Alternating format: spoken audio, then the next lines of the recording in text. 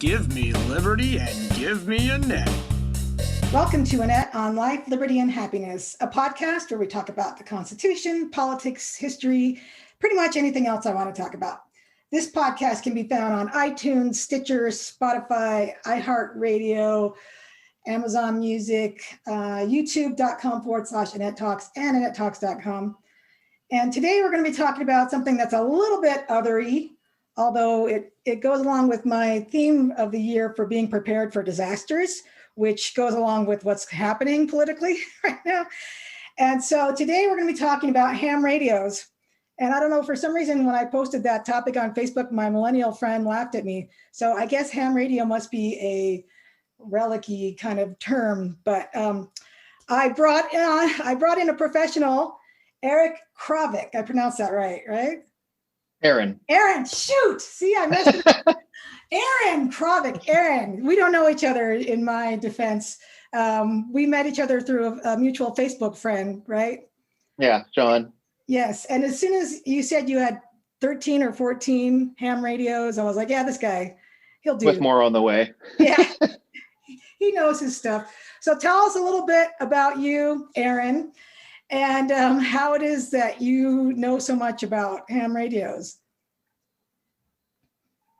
Well, I got my license about 7 years ago. At the time, I didn't really know why. And I worked with a guy who was a ham. He says, you should do this. And I go, all right, well, went and did the thing. So I got the license, got a radio, and then that was kind of it for a while.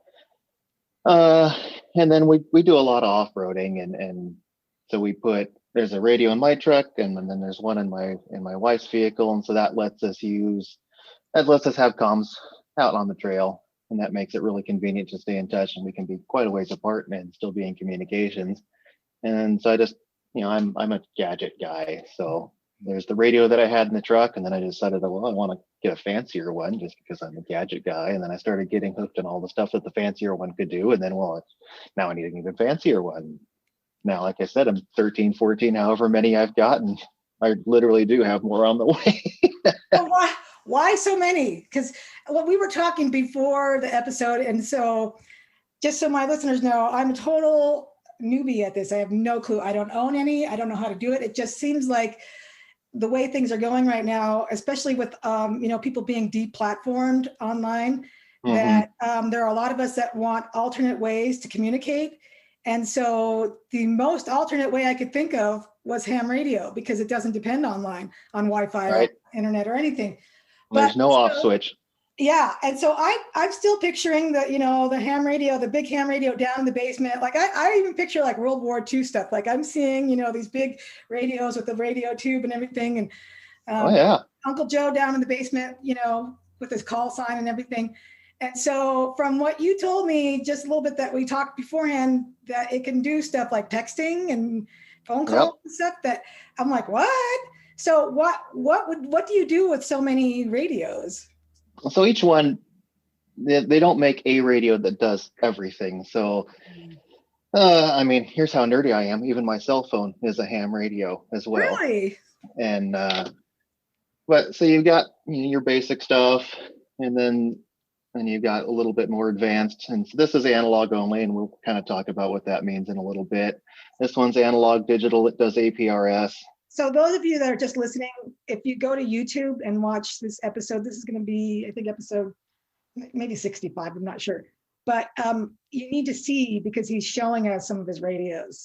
Okay. All right.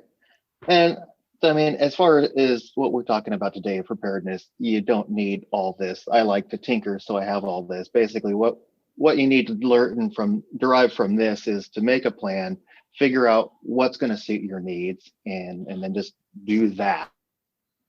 So you became an expert by doing, basically, you were a hobbyist and then took it to the next level.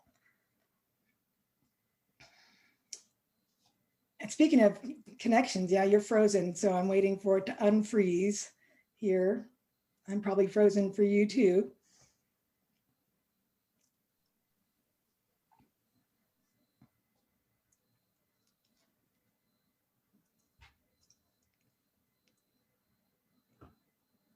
Oh, yeah, you disappeared. No, now you're back. There we go. Yeah, you were frozen for a little while there. Yeah, I was talking and then I realized that you weren't actually moving. So the last thing we saw was you were holding up two radios, and I said so it looks like you started out as a hobbyist and then it kind of just blossomed from there. You like went a little bit nuts with it. So now you Right. expert. Yeah. So basically what we want to teach today is that, you don't need all this. Just find out what is going to work for you and then just make a plan around that. And then if you like the hobby, then absolutely you can devolve into 14 radios and with more on the way, but it doesn't have to be that, right? Right. You can start off basic and find something that's going to work for your situation. Excellent. All right. So why is it called ham radio? Anyway, I keep getting hassled about that. Like everyone's making fun of it on, is it bacon radio? Is it kosher? Bacon radio. Yeah, so the technical term is amateur radio. It's the amateur radio service is what the FCC calls it. Ham is a throwback to back when radio first started.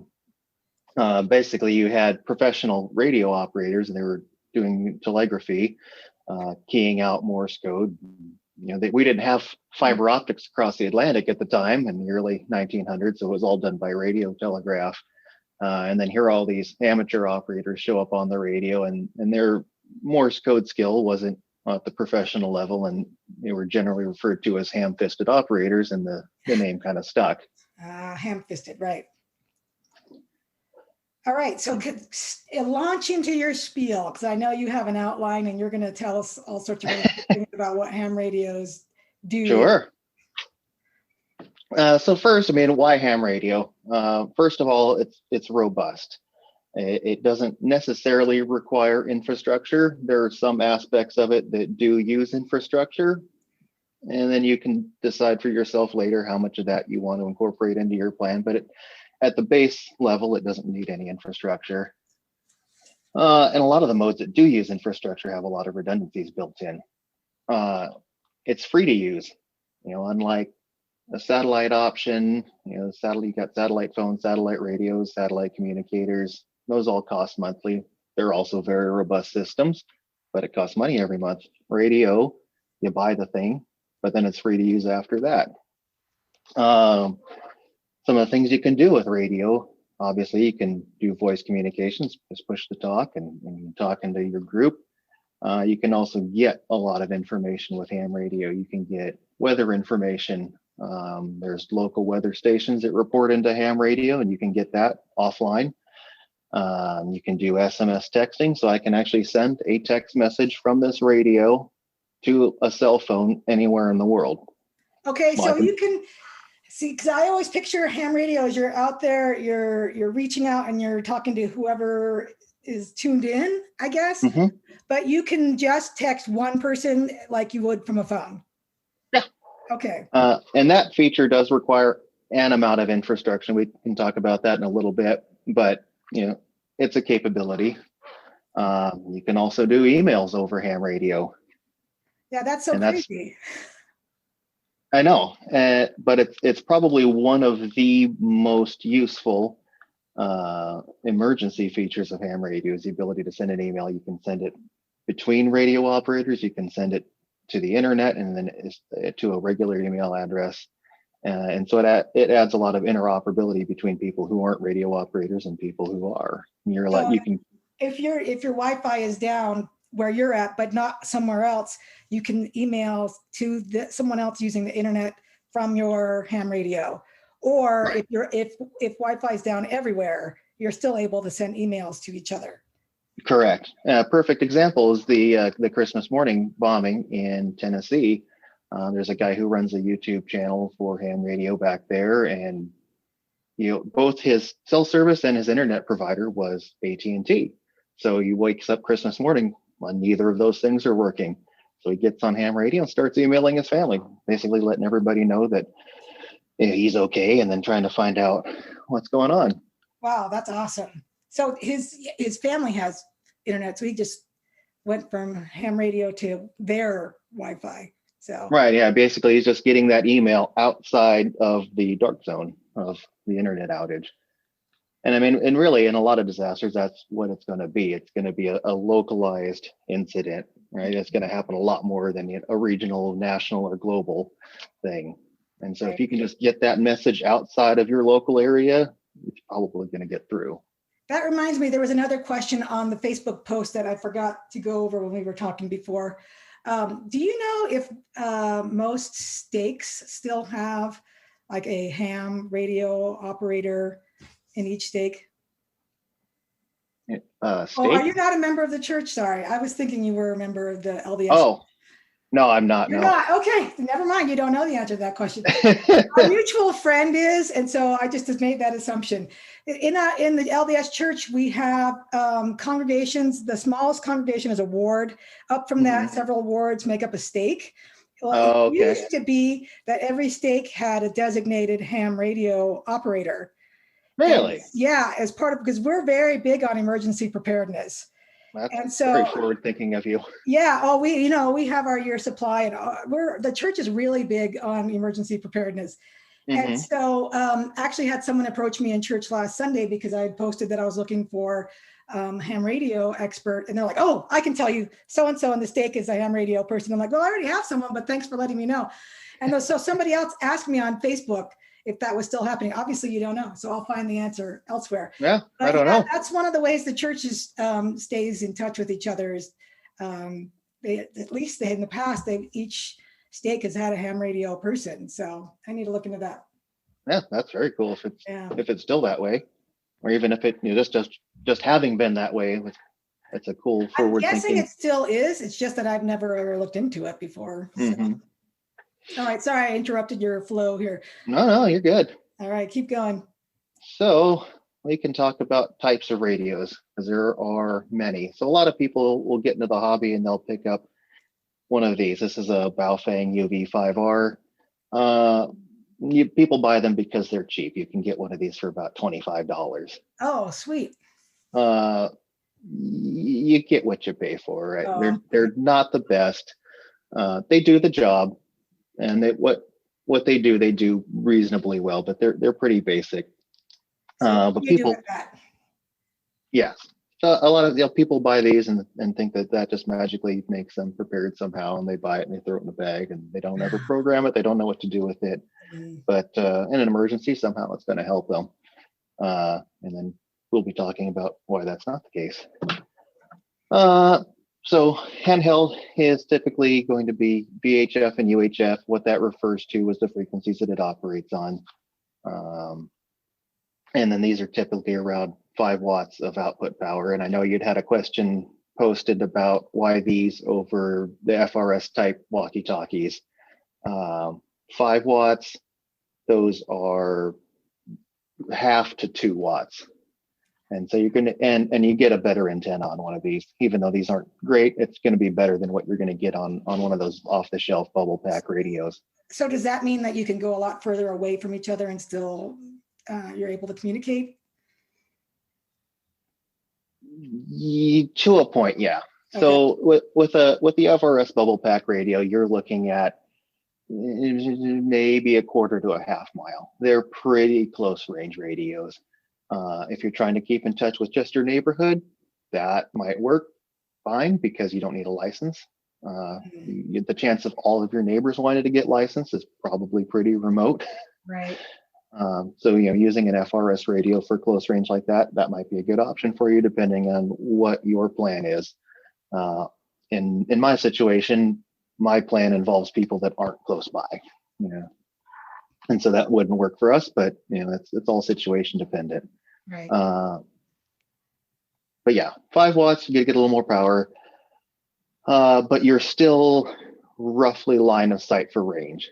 Okay. And there are a lot of variables that go into that. So the other thing is that people buy these and say, well, how far can I go with it? And unfortunately, the answer with a lot of ham radio questions is, well, it depends. And we'll try to break that down. But so yeah, it's roughly line of sight. And if you're holding it, so you say 6 feet above the ground or so, line of sight is a few miles. Okay. From each direction. So, I mean, perfect scenario, if you're out, because you're in Utah, say you're out on the Bonneville Salt Flats, maybe 6 to 10 miles maybe is what you're going to get out of one of these. You start putting things in the way like geography, hills, buildings, even trees and stuff, and that will start shortening that range significantly. So generally, yeah, these are what you're going to want for close range, more kind of team level, if you will, communications. And there's a lot of. That's an Go ahead. FR. You said that's an FRS. Radio? Yeah, the bubble pack, the walkie talkies are Oh. what's called the family radio service, FRS. And the one that you got in your hand is a. This is a Baofeng UV5R. Okay. Just for people that are just listening and they don't see what you're holding up. Oh, sure. And that's something that they can find. Where would you buy something like that? Well, that's kind of an interesting question right now. Ham radios are kind of turning into the toilet paper of 2021. Really? You used to be able to go buy these. I know, it's kind of funny. Mhm. I used to be able to go get these any day of the week on Amazon, and it would just magically show up at your door 2 days later. Now, they're on Amazon. They're looking at sometime next month for delivery. Wow. But there are other places you can get these. Radioddity is one place. And I think that they did still have them in stock. I was looking at them a couple days ago. That's like Guns and Ammo. Same thing with Guns and Ammo. They're not Oh, yeah. yet right now. It's all everyone's freaking out because Everyone's freaking out, panic buying all the stuff. yeah. And since they've already got years worth of toilet paper, it's buying radios and guns and ammo, apparently. Right. And then the handhelds, you can get fancier ones like this one. So it's and smaller, this but one. it's got a bigger antenna. That one. Yeah. Yep, and it's also, turn it on here. I don't know if this will show up. It's a touch screen. Oh yeah. And that's really high tech. This is nothing like what I was expecting. Right. And this one has a GPS. Actually, both of these have GPS in them, and then so you can use that to keep track of other team members, or other things that are going on around you. It uses APRS, and we'll talk about that in a little bit and what you can do with that. But APRS radio, it also does digital transmission, which may or may not be important to you. We can talk about that too, but suffice to say, it's a lot more feature rich than the Baofeng. So is this one. These are both. This one is fully submersible.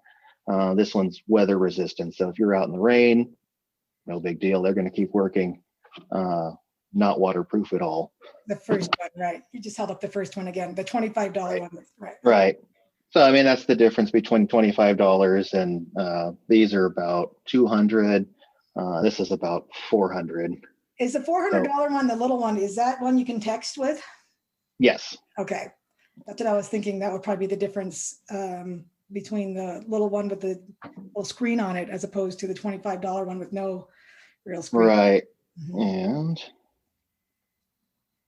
But yeah, so you get a lot more capability out of it, but you're also spending a lot more money. Right. Does that matter to you? Maybe. You have to make that decision for yourself. Turn the volume down on that so it doesn't start squawking at me. That's a good idea. And then as you move up from the handhelds, you can get into what we would call mobiles. So something like this. This is, so it That goes operates in on your vehicle, right? So that looks like it goes in your truck or your car or whatever. Right. A lot of people put these in their vehicles. A lot of people put these in their houses too and use them at home. And then this will operate. Yeah, I mean, it's pretty close in size, and there are bigger ones in this and there are smaller ones in this. And then this will talk on the same frequencies as your handhelds. So this, go ahead. What is that one called that you have in your hand? This one is a TYT TH9000D. And at the time that I got it on Amazon, and it was about $120. So this one's pretty inexpensive. And then the one that I have in my vehicle now is it's kind of the same thing as the $25 Baofeng and the $400 fancy one. This is roughly the same as this in the mobile world, and then I have this version of the mobile that's in my vehicle now. You get a lot more capabilities, but then it also costs a lot more. Yeah, I'm starting to see why you have so many, because they do different things and they Right. have different capabilities. Right. Yeah, so people use these in vehicles, home stations. Typically, a mobile radio is going to be about 50 watts. This one's 60, I think. The difference between 50 and 60 is, it sounds like a lot. It really doesn't make any So difference. that one looks like it's probably not the kind you can email or text with. With additional devices. So you can actually, it's got a little port in the back. I don't know if that's going to really show up, but you can connect this to a computer. Oh, okay. And with some other intermediate devices, you can do those things with this. Interesting. But it doesn't do it internally, no. Okay. That looks closer to what I was expecting with the little dials on it and everything.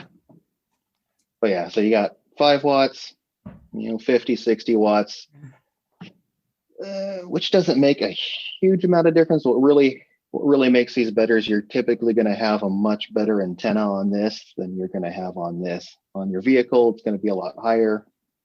It's going to have more gain, which what that does is it kind of flattens your transmission. So you're not putting as much straight up, it's going out. So the one, what do you call that? It's not a handheld. What would you call that?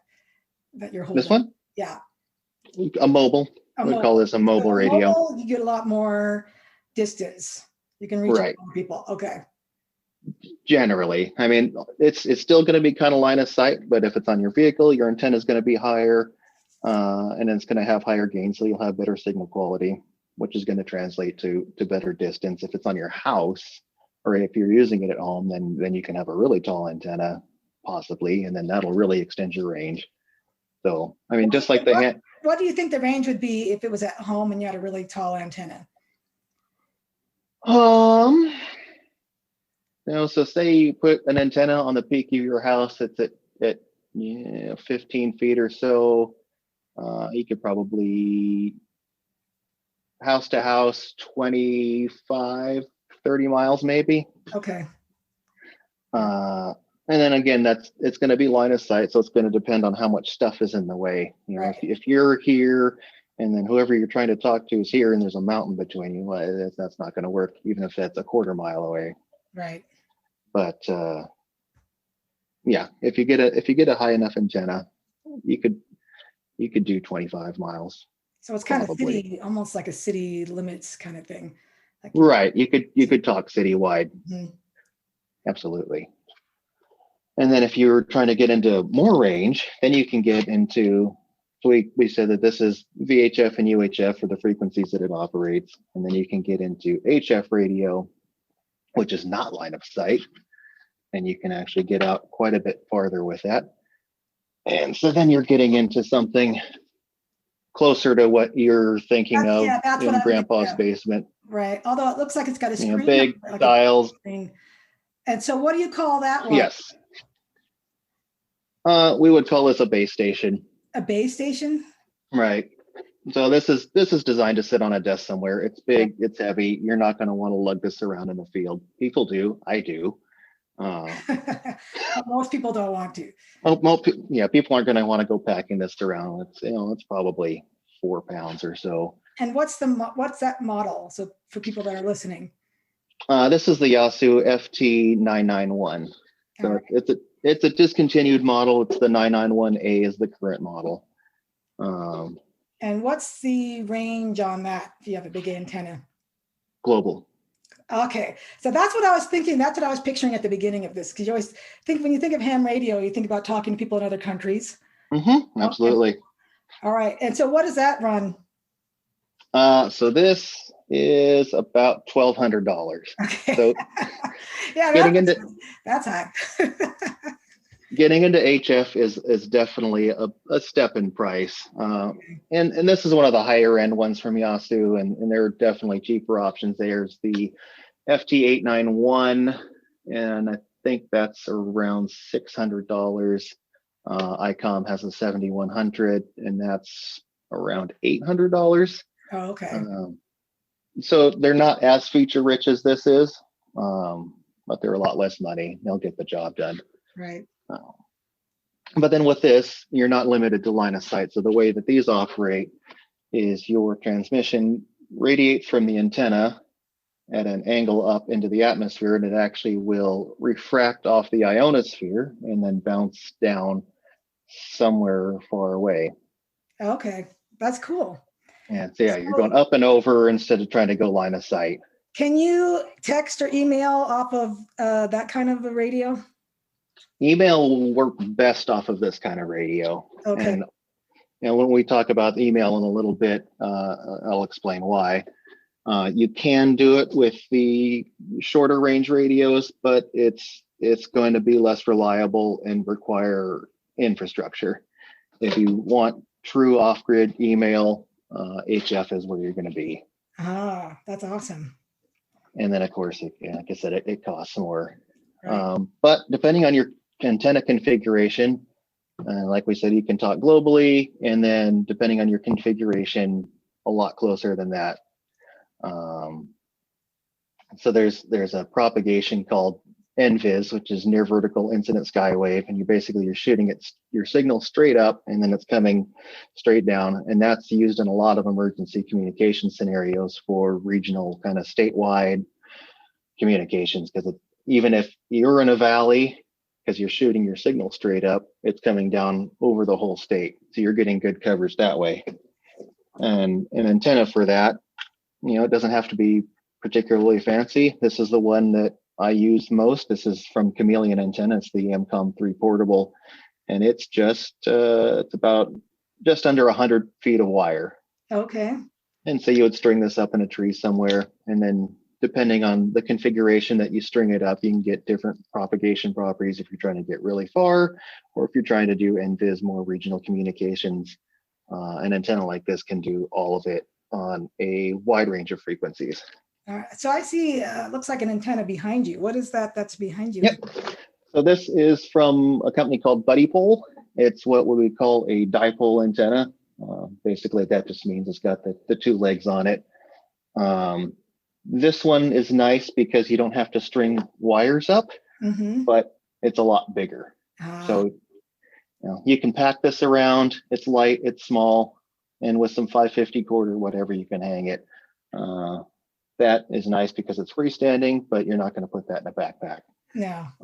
This will work on a lot more frequencies without fiddling than that one will. Okay. So yeah, there are so many options. I had no idea. There are a lot of options. That's why the first outline I gave you was 5 pages long. Let us puked out everything on the screen there.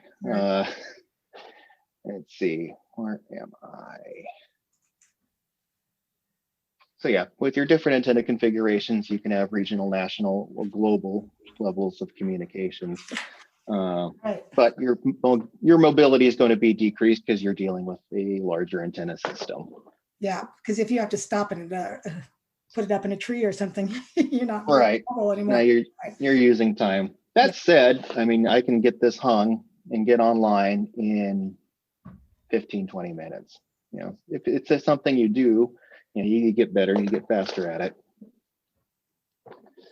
So this really depends a lot on if other people are on ham radio that you can talk to, and whether or not your radio has the capability of sending an email or a text without that goes to the internet. So right, because if you're on ham radio and you could only communicate with other people with ham radios, then a lot of it depends on how many people are out there that have them, right? Right. And so that would be something you would plan ahead of time with the people that you're going to want to talk to. So like if you have family members in different states or in the same area and you want to stay in communication with them, that's how you've got to figure out what you're going to buy, right? Right. And then, depending on how far away they are and all that, it's going to kind of depend on how far into the hobby you're going to have to go. People always say, well, I live here, and then, my daughter or whatever lives 1,000 miles away. What do I need to buy to talk to her? Well, you're going to be buying something more on this level. Yeah, that's the big to one. do it reliably. And then they find out how much it costs, and yeah, usually get scared away. That's an investment. So, types of communication is you've got the most basic level. You have what's called simplex. All simplex means is it's direct radio to radio communication. These are both set to the same frequency. They're talking directly to each other. Benefit, no infrastructure. The negative is that you're limited in range, right? Like I said, line of sight, even with the mobile, you're still looking at a few miles. It's kind of like it's like a walkie-talkie or yeah, I mean they operate the same. They just have more power and they're on different frequencies than a walkie-talkie. But okay. yeah, for all That intents answers and that purposes. question. They use different frequency, and they have more power. So that's Right. the main difference between using those handheld ham radios and walkie-talkies. Right. Okay. And then another thing that you can operate on with these is what are called repeaters. A repeater is just a radio that somebody's put on, typically somewhere high. Either it's going to be on a tower somewhere, or it's going to be on a hill, and it's listening on one frequency and it's repeating whatever it hears on another frequency. So if you're over here and I'm over here and there's a big hill between us, but there's a repeater on top, we would be able to communicate through that repeater because we can both see the top of that hill, right? Because it's line of sight, we can both see that, and then that would work. The downside is that it's infrastructure. You're relying on somebody else's equipment. Right. That may or may not be a bad thing. Depends on how much traffic there is in your area. In an emergency, I would expect repeaters to be, well, of course, they're a finite resource, right? So it depends on how many people are using them in your area. I would expect them to be congested, and I wouldn't want to rely on one. And then, of course, they have to have power. They're grid tied. Many of them will have emergency backups, either a generator, battery, solar panels, and a battery. But if it's a generator, how much fuel does it have? Is somebody going to go refuel that? If it's a battery, you're going to get a couple days tops out of the thing. If it's a solar panel here in the Northwest, and it's nice and sunny today, but in the wintertime, that's often not the case. Or if it's up high and it gets snow on a solar panel, then that's not going to put out a whole lot of power either. So it's not something that I would want to rely on in an emergency, but if that's what you have, then that's kind of what you work with. And then another way to stay in contact with the people that are around you is if somebody lives on a high ground, use that to your advantage. Basically, you could have, if somebody lives on a hill somewhere, they would act as a relay. And so you've got people all around that might not be able to hear each other on the radio, but that person who lives up high can hear everybody and then relay information. And so that's just part of pre-planning, right? Figure out who lives on the high ground and then take advantage of that. HF radio, we talked about the way that it interacts with the atmosphere. Yeah, we pretty much covered all that already. Modes, phone, voice communications, APRS. So like I said, this radio will do APRS, which is the automatic packet reporting system. Basically what it does is it sends out little packets of data with things like your location, your course heading, your speed, and of course you don't have to transmit all that on it if privacy is going to be a thing. But that's just what most people will do with it. So this radio has a GPS receiver in it, and so it can transmit your position. And so you can keep track of other people that are in your team that are using the same protocol. And then another thing that people do with APRS is they'll set up a weather station. And then that weather station will broadcast its weather data over APRS. And so if you leave this thing running long enough, you can pick up those weather stations and you can get localized weather reports right here on your radio without using the internet. Those weather stations are, of course, grid tied to electricity in most cases. Maybe they have an emergency backup. Something to think about. But at least for the, did we lose you again? Did I freeze? Okay, it's working. Yeah, you froze. It froze for a minute. Usually it freezes for a few seconds, and then I just wait. So are most of your radio, how are most of your radios powered? Batteries? Yeah, all the handhelds are battery powered. Of course, all my vehicle-based ones are battery powered. My HF, if I'm operating on the grid, I just got a power supply here, Mhm. but generally I operate portably with it. And so I built my own power supply battery. Oh, wow. So this will run it for about 8 hours. Okay. And then I also have solar panel Ah, to keep the awesome. battery charged. Wow. Yeah, so you're not running out of power. You're covered. Right. And Unless it snows or something, right, and you unless don't it get enough sun and run out. right. And that's just you don't have to leave the radio running all the time. You That's can true. extend your operating time a lot. And if power is going to be an issue, that would be something to pre-plan. Is I'll have my radio on, say, from 9 in the morning to 9:30, and then shut it off after that. And you're saving power. Let the battery recharge all day, and then maybe you do an evening check-in as well. I also like to buy my handheld radios around being able to easily charge off the grid, so I can charge this one off of the USB port, which I have on my battery box that I Ah, built. So I can keep this going pretty much indefinitely as well. And I think everything that I have here that I've shown you can be recharged off of either USB or like a cigarette lighter in your car. oh, that's helpful. So someone asked the question about an EMP and whether that would take out a ham radio. It's possible. All right. I'm not an EMP expert, Uh-huh. but what people have done is I've seen people buy a metal trash can, and that will act as a Faraday cage Faraday for cage? whatever's inside it. And I've seen them do some testing, and they'll put a radio inside it or a cell phone, and they'll try to call it, and it won't ring. So, maybe Ah. that'll save your gear. And then the other way you could get around that is by buying the older type of gear that had tubes in it, like what you think about with Grandpa's basement. An EMP is only going to fry something like this with That's your little hand. small surface mount. Right. Well, I mean, any of the things I've shown you they're gonna have small surface mount components that are going to be easily susceptible to an electrical discharge like that. Old gear with tubes, it's not going to care. All the tube radios will keep working just fine if you can find one still. Yeah. There are people that are into that. They're out there, but they're getting harder to find. Yeah. That's an interesting idea, though, keeping it under a trash can if you're concerned that that's a metal trash can.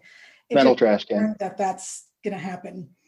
And it may work. I don't know. Of course, if everybody's not doing that, then you might be the only person on radio. Right. And then you're just sitting there talking to yourself for no reason. Let's see here. But yeah, so with APRS, that you can send the text messages. Even if you're not sending to a cell phone, you can still send a text message radio to radio, and that will work offline. So that's not grid tied. Oh, that's good. And what does APRS stand for? Did you already tell me? That's the automatic packet reporting system. Okay. Yeah, I might have said that while everything was glitching out. But basically, yeah, your radio is just sending out little packets of data with information like your location, and then if you're sending messages, there are weather stations that will report. So if I just leave this running, it'll pick up those weather stations, and I can see all those weather data offline. And then people can put information out onto that network. It's kind of like it operates kind of like a social medium, right?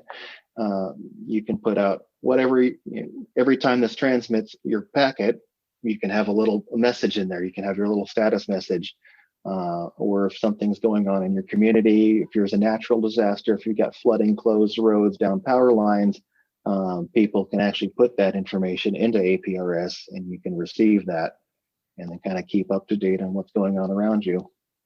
If you use a computer along with this, then you can also have all that information displayed on a map, which is a lot nicer than just reading it on a list, which is what you're going to get with this radio.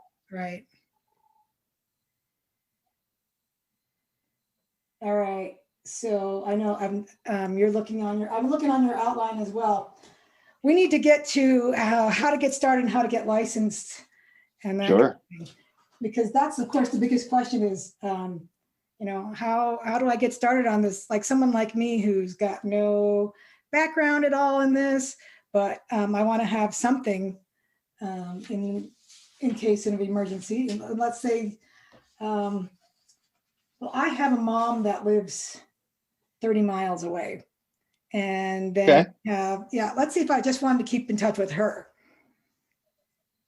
Okay.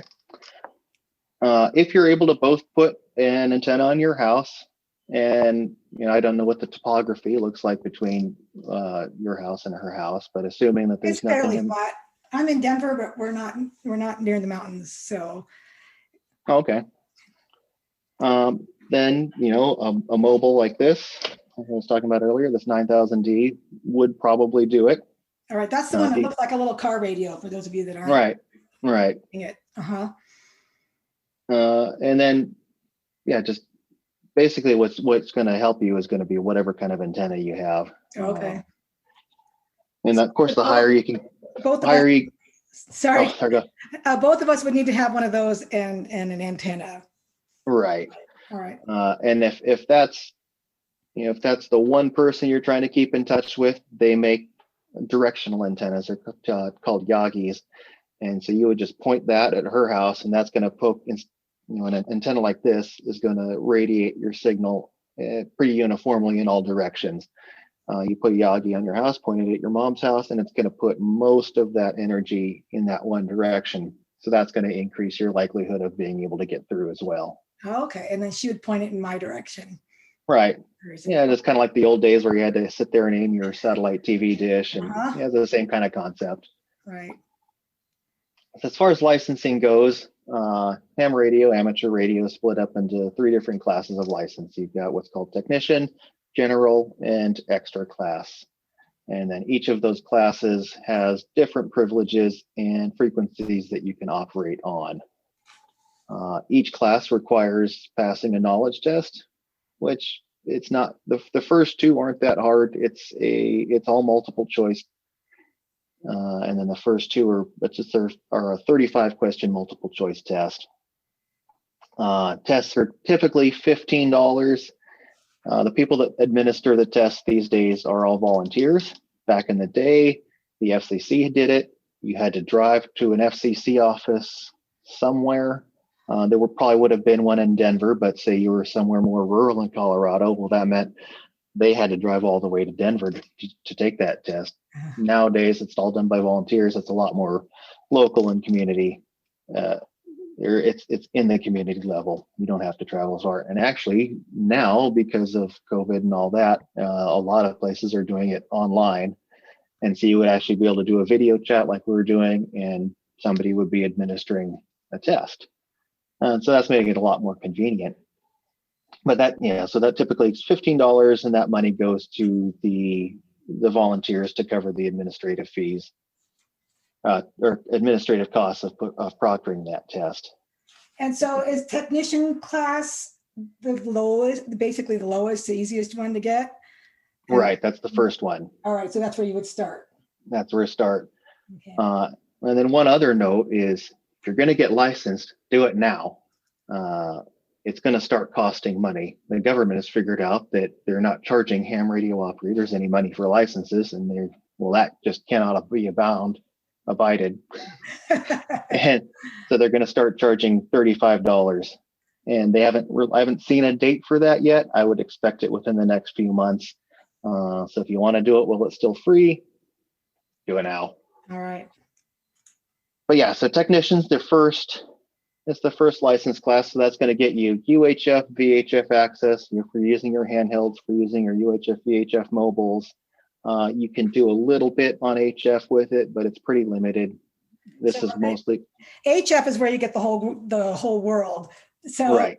If you want HF, if you want to talk to anybody, anywhere, anytime, you have to get a general or an extra. Yes. License. So yeah, you can do a little bit on it as a technician. Nothing that I would consider super reliable for an emergency communications. Okay. And if you want to get on that, you're looking at getting your general license. Extra doesn't get you a ton more than general. Basically, that's where you would go if you're doing it as a hobby, and that gets you some street cred in the ham world. So is that what you have? Do you have extra? I don't. I'm a general class right now. I am studying to take my extra, and we'll probably do that. Well, I was planning on doing it this month, but the test got pushed back. So we'll see How when that hard is the happens. test for the technician? Technician's pretty easy. It's a 35 question multiple choice test. Mhm. And what's nice about all three levels is that all of the questions are publicly available. So there are resources online. You can go, you can read all the questions, you can learn the answers. A lot of it's going to be pretty simple, kind of procedural stuff that you can use basic logic on. There'll be a little, on the technician level, there'll be a little bit of electronic components and some radio theory. Yeah, you can memorize that pretty easily. General, it's similar, but everything's just a little bit more difficult. It's the next step, but it's not too much of a step. A lot of people will take their technician and general test in the same sitting. So if you go and you pass tech, you can take your general immediately after that, and Okay. then you only have to go. So do how it do you once. find where to get licensed? Can you just Google? Like, Some people even do all three. oh, really? Can you just like Google ham radio license and it'll come up and tell you where you can get your tests and licensed and everything? Mm-hmm. You can do that. Typically they're put on by local clubs. So if you find a ham radio club in your area, just put in your city or county, and then ham radio club, and typically you're going to be able to find a club that's doing that in your area. The online ones that are happening now, you don't have to be in that same area. So you could be, it could be a club in Florida doing an online class, or I'm sorry, an online test, and you can get in on that. Are there classes on ham radios? There are clubs will typically do what they call ham cram weekends, and it'll be a 2-day class, and it basically will just go through all the questions and all the answers, and then they'll test immediately after that class. Oh, okay. But that they call it a cram because they're just cramming all that information into a 2-day class, and then you test. Uh-huh. But yeah, that's available. All right. And so I was just going to go through some of the questions that people asked on the Facebook page. As far as one of the ladies had a question about not having your information publicized, because she said right now, if you're licensed, you can find everyone who's got a license and see their information. That's correct. Yeah, you can go on the FCC database, and all ham licenses are public information, including an address. But that doesn't need to be your home address. You can use a PO box, and that will increase your privacy significantly. Yeah, I would think that PO box would be a good way to go if you're concerned. Yeah, and you can absolutely do that.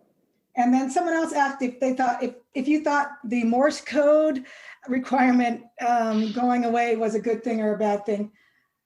Well, I don't know Morse code, and I got my license, so I think it did pretty well for me. Right.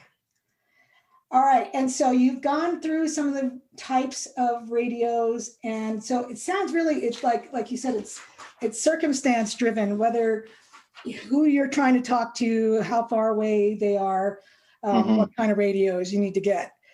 And so for someone like me, who's like we talked about city, like basically a city radius, it's that little, what did you call that again?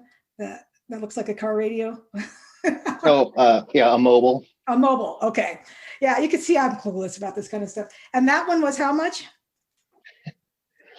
This one was $120. They'll range anywhere from $100 to, you can spend $600 on one if you want to. And it's just going to depend on what features. But I could do something for around 100. And that one you said you could do email from, but you need to have some other kind of hardware to go with it to do that?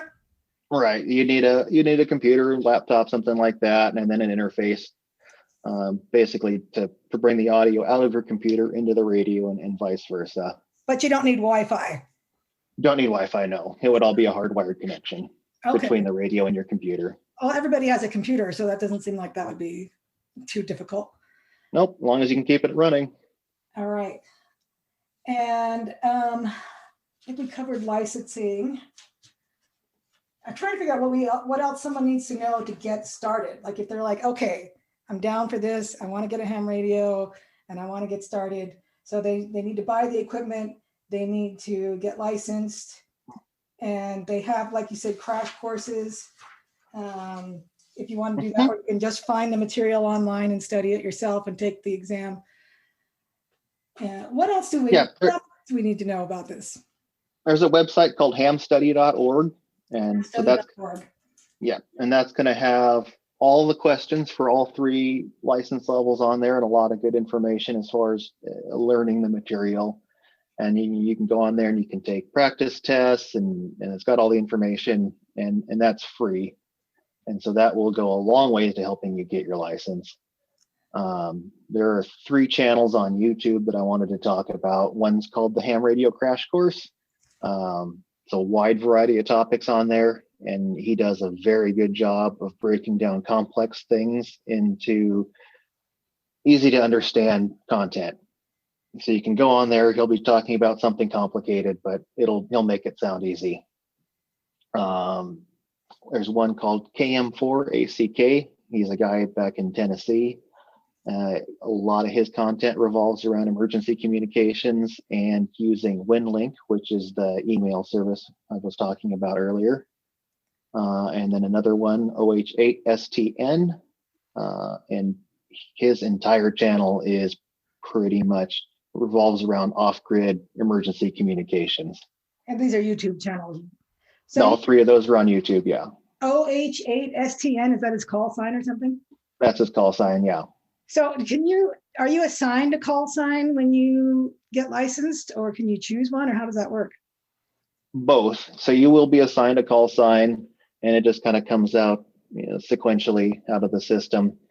So the number in there, so like KM4ACK4 basically tells you where in the country he is. The country's divided into segments, and then each one has a number. So if you hear a call sign, it kind of tells you where that person is generally in the country. And then the letters in it are just issued sequentially. Oh, okay. So just KM4ACK, how can you tell where that's at from hearing that? Yeah, so he's in Tennessee, but I can't remember exactly where the borders are, but basically that tells you that it's East Coast.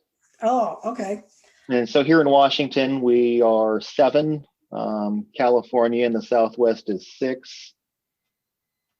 Oh, and I'd have to look at a map to remember what all the rest of them are. All right, because one of my friends gave his call sign on Facebook, KK6MYB. So 6, you said was California or West Coast? California, Southwest, yeah. Okay. Yeah. So here in Washington, Oregon, Idaho, we're 7, California, Arizona, New Mexico, that down in that Southwest area, that's 6. And so it just kind of helps you narrow down where somebody is if you're talking to them on HF from a long way away. I was going to say, how does that work? Like if say my mom and I both got radios and we're both licensed and we have call signs, do we have to, how do I get started talking to her? It would be something you would agree upon ahead of time. I mean, or you can just leave the radios on full time and you would just call each other. But you would say, 9 if you're going to check in, say 9 in the morning or 6 at night or something like that, and have a time. And you would just get on and you would give your call sign, calling them whatever their call sign is. So I get on, I say I'm call sign, I don't know, AH56, whatever, calling, and I'd say her call sign. Yeah. Oh, okay, so it is kind of like the breaker stuff from back in the day that I was thinking of. No, it's similar. We don't say breaker usually. Truckers. I think that's a trucker. Do truckers still say breaker? It's a great question. I don't know. I don't hang out on TV. That's what I always think of too when I think of ham radios. So you do use your call sign. As soon as you get on, you use your call sign, and then you say the call sign of the person you're calling. And so when you hear your call sign being said, then you know that someone's trying to talk to you. Right. Okay. And then according to FCC regulations, you have to give your call sign every 10 minutes during a conversation and at the end of the conversation. Ah, okay. So you have to keep identifying yourself. Oh, I did not know that. Yeah, I think I was picturing it as sort of just you get on and you start talking. I didn't realize you have to keep using your call sign. Right. I mean, that would be more like CB, where you just get on, start talking to people. You don't have a call sign. I guess that's what truckers use as CB. Huh? A lot of them do, yeah. What's the A difference? lot of them are on ham as well. What's the difference between CB and ham? CB is unlicensed and you're limited to 4 watts. Typically, if you're on a different mode called single sideband, you can go up to 12 watts, but most of the radios are going to be 4 watts. And then it's just a different frequency. So so VHF, we're talking about, it's just called 2 meters. And what that is it's the wavelength. The wavelength is 2 meters long. CB is 11 meters. So it's just a different frequency. Okay. Yeah, I get kind of lost in the frequency stuff. Oh yeah, they make charts, and it's a good idea to have one because I mean, even if you've been doing it for years, it's easy to lose track of what goes where and where you're allowed to operate. And so having that chart printed out is definitely a handy thing to have. Oh, that's why that guy sent me a chart. Mhm. Why is this guy sending me a chart? I don't know what this is about. Yep, I would print that out and laminate it and keep it with your gear. So what do you do when you're looking at that chart? What does that tell you? It will tell you all the frequency bands. So like 2 meters and 70 centimeters, that's your VHF, UHF. Once you get into HF, you'll hear bands like 10 meters, 17, 20, 40. But does that mean that you're setting your radio at a different frequency? Depending Yes. Okay. So, see, I'm just picturing turning it on and then, using my call sign to call someone, but I need to set it to a frequency. You would have to set it to a frequency. And in the case of keeping in touch with your mom, you'd have to have that, you have to pick a frequency ahead of time. So we would both be on the same frequency. You both be on the same. But the chart so it's got all those different bands on it, and then it breaks it down into the 3 different license classes and tells you what each class can do in that band. Oh, okay. So if you're not licensed and you look at a certain band, you're like, oh, I can't go into that. So I can't Right. talk to anybody who's on that band. Right. Okay. It's starting to come clear to me. There's a lot to this. It's a lot of information to digest. It's All a right. lot more complicated than people probably think it is. Yeah, it is. It's a lot more than I thought. So a good place to go from here would be to check out some of these YouTube channels. Absolutely. Hamstudy.org. That's where you learn the tests for licensing. That's a website. But the YouTube channels were Ham Radio Crash Course, and then OHSTN, and then OH8. OH8 OH8STN. STN, and then KM4ACK. Yep. Okay, so those are ham radio YouTube channels. You don't need to have a ham radio to get there. You just Right. go there and watch some videos and get some more information and sort of get more familiar with all of this. But you basically need to get licensed. You need to figure out what your situation is, who you're trying to reach, then decide which piece of equipment works for that. Have a plan, because you said you need to figure out who you're talking to so you're on the same wavelength. Well, let's see if I was Absolutely. going to add my brother in just for fun. I have a brother and he's actually in Seattle. And Okay. he's much further. So, and then let's say I was really wanting to get into this, and I've got my whole family, which is all around the country. Mhm. So obviously that little mobile one that you showed me is not going to work for that, right? You have to go to the bigger, That's not going to do it. you No. have to go to HF. Yeah. on that? Go to HF. Okay. And so that's the big, what do you call that? Base station? Base station. Yeah. All right. And They do that's- make ones that are smaller. They do make ones that are around this mobile size. uh-huh. That's just the one that I happen to have. But you're looking at like 800, But yeah, 800 and up for that kind of bigger. right. Okay. Yeah, there's a lot more electronics in those radios, and those electronics cost a lot more money. All right. But then it would still be the same case after that, as far as everyone would have to agree what frequency we're going to be on and what time we want to meet up and stuff like that. Yeah. But we could email each other from that. Yep. If it's connected to your computer. All right. And texting, can you text on that? You can. There are some not. You can to a cell phone, and then you can also do text messaging between radios. There are digital modes that kind of operate. Think about the old IRC chat rooms on the internet. there are modes for radio that operate kind of like that. And so Oh, you can have a whole bunch of people sitting there and they're having a chat oh session boy, there's a over lot. There's a radio. lot to this. All right. So you can do anywhere, anything from just, a couple of ham radios for you and your spouse or your friend, and when you go off-roading, to HF where you can reach the whole globe. So, all right, that's a lot. So you just have to figure out what your situation is, who you're trying to reach. Your situation, figure out who you want to talk to, how far away they are, and then derive what equipment you're going to need from there. I mean, the biggest thing is to make your plan now. Don't wait till it's too late, until you're in a critical situation, and then realize that, oh, I don't have a plan. I don't have the equipment that I need to accomplish this task that I'm trying to do. Do it now and practice it now, because it is a skill that will require practice to do well. It's not something you just pick up and it magically works. Like anything else, you got to practice it. You can't just buy the thing. Yeah, that's a good point, especially when I'm dealing with people that, like myself, who've never done this. So we all have to learn it. So maybe it's a good idea to find someone local that already has radios that can, like a club. Do most? Absolutely, I would look into finding a local club, and the members of that club are going to be more than happy to help get everybody licensed and on the air. And mentor you a little bit and help you through that Absolutely. process. We call that an Elmer in the ham radio world. You call it a what? An Elmer. An Elmer? Yeah, an Elmer is a mentor for ham radio. Ah, okay. I don't know where that one came from. I was going to say, is that an acronym? Because I don't see how that works in an acronym. But just an old guy's name. So find an Elmer. Find an Elmer. And get on YouTube and look at some of these channels, and then hamstudy.org. This is awesome. This is a lot. I can see why your first outline was so big. Right. There really is a lot to this. And again, if you're just watching this, I recommend that you go to YouTube and look at the video of this, because he showed us his radios.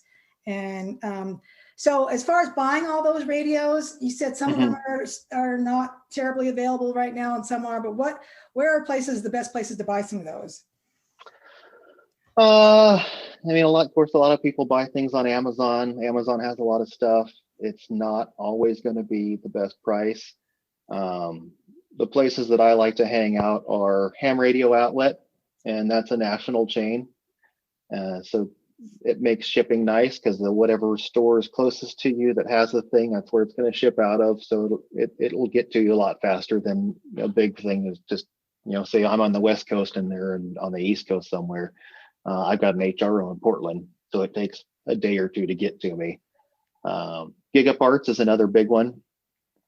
And R&L Electronics is another big one. Between those three, you should be able to get everything you need.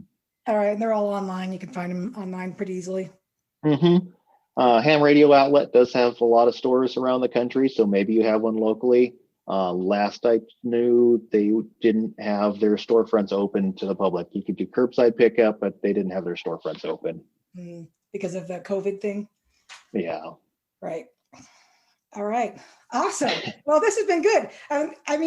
The fact that you could walk me through it and I could come away with, a basic grasp on it is good.